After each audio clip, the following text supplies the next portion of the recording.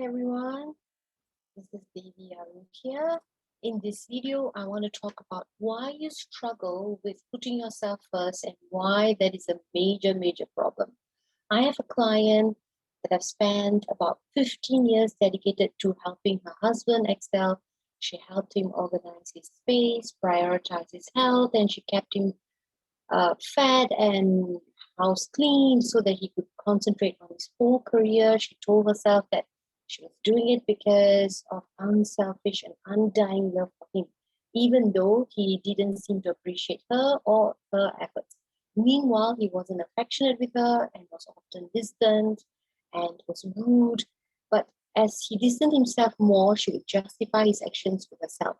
She would held on to the rope that her marriage would turn around and that one day he would come home and tell her how much he loved her. Then he left her for a younger woman. I had another client that regularly worked 60 hours a week. She was a co-worker of the firm she was working with. While each person was responsible for the portion of handling the business, she frequently found herself taking responsibilities that her colleagues had neglected to fulfill. She was exhausted and she was getting older. She realized that she had been neglecting herself and it was time to prioritize herself. Another client of mine was completely overloaded with responsibilities. She was the CEO of the company and often found herself having to work late into the night. Then she would come home and take care of her elderly parents.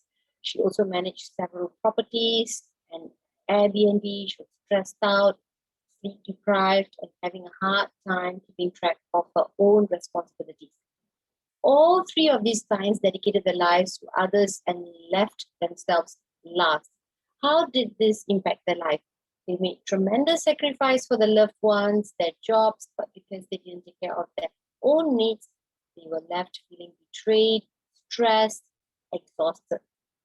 My client was married for about 35 years, was furious and distraught. She had done. She couldn't she couldn't believe what her husband has done. She couldn't believe that her dedicated entire adult life, someone has gone to waste. My overworked clients felt depleted while they were passionate about the work. They felt like they had missed out on enjoying the life. The consequences of such long-term stress were not only wreaking havoc on the emotional health, but also the immune system. The pain, the ability to recover from injury, stress increased their risk for most chronic diseases and mental health illnesses, especially depression and anxiety. So stress could be killing the brain cells. And one of my clients was regularly forgetting things, struggling with her own memory. It is usually women who get stuck in such patterns. Our nurturing hormone, oxytocin, helps us care for our loved ones, and helping others gives us meaning and purpose. As mothers and women, we are expected to be caretakers. So, what's wrong with helping others and stepping in to take care of others? Helping others itself isn't a problem. It easily can become a problem, however, if you're helping others at the expense of our own needs. Being the helper in a relationship also reinforces the belief that we know better than the person that we are helping. While that belief is appropriate, if you are a parent, it can damage a relationship between two adults and prevent other person from taking responsibility of their own issue. Even with older kids, you have to practice your own self-care first. Importantly, if you're always putting others' needs before your own, you can easily get burned out, depleted, exhausted, feel betrayed. So what are the common questions you can ask yourself to determine that you're putting yourself last? Are my physical needs being met? For example, am I getting enough exercise, sleep?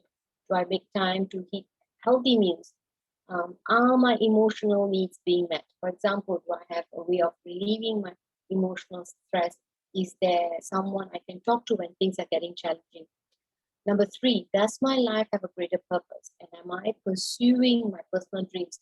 Have I put too many of my dreams aside for work or relationship?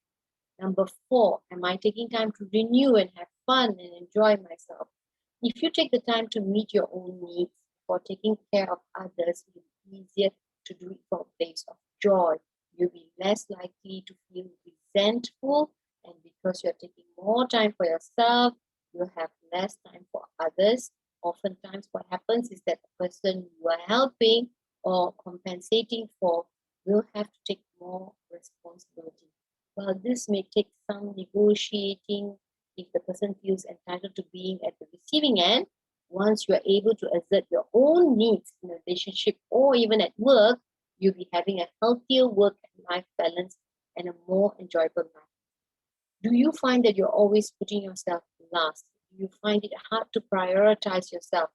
Some of us don't feel worthy of self care. Others are addicted to serving others.